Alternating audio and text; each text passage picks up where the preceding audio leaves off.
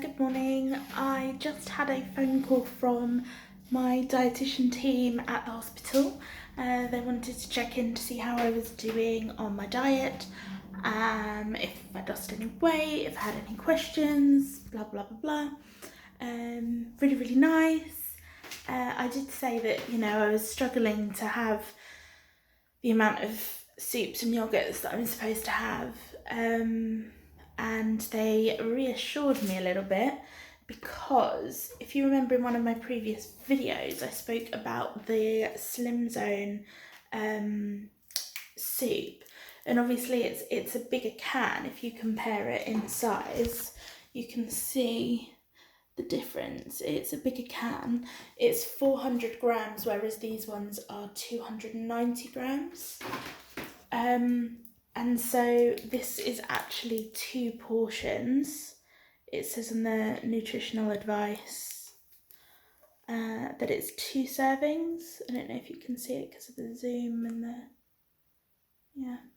but basically, it is 2 servings. So on 2 out of the 8 days I have managed 3 soups, and on I think 3 days, I have logged it, I've got it written down somewhere. On 3 days, I've had the Slim Zone soups as one of my 2 soups. So I think 5 out of 8 days I have had 3.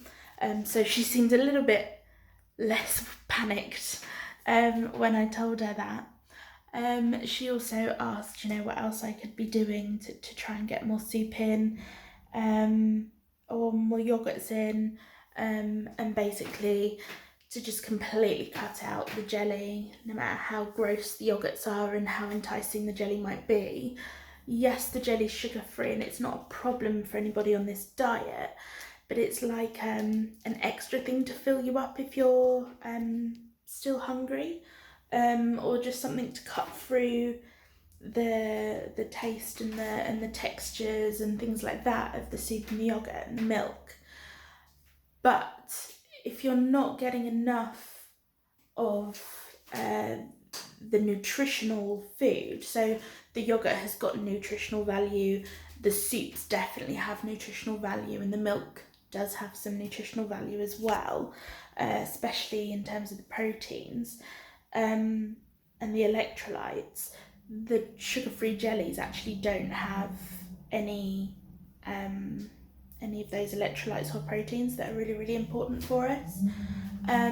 So basically the electrolytes are important because they're like salts, so like normal common table salt, also other salts as well, that dissolve in our bodily fluids such as blood, and they are conductive. They conduct electricity, and they help our nerves and our muscles to function properly. Sometimes people can get quite bad cramp if they've got a deficiency in electrolytes. I fortunately haven't had that symptom, but actually that's quite an extreme,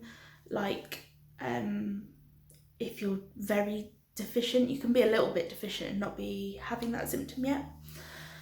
So I'm not panicked about it, but it's not great if I am deficient in that.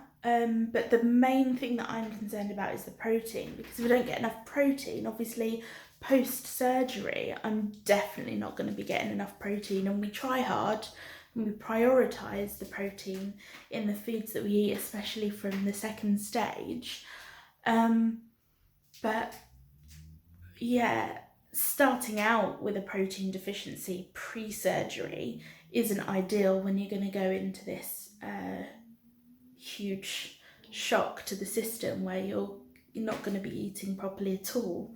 So I just a bit of a kick up the backside to try a bit harder, but I don't want to, they're so gross.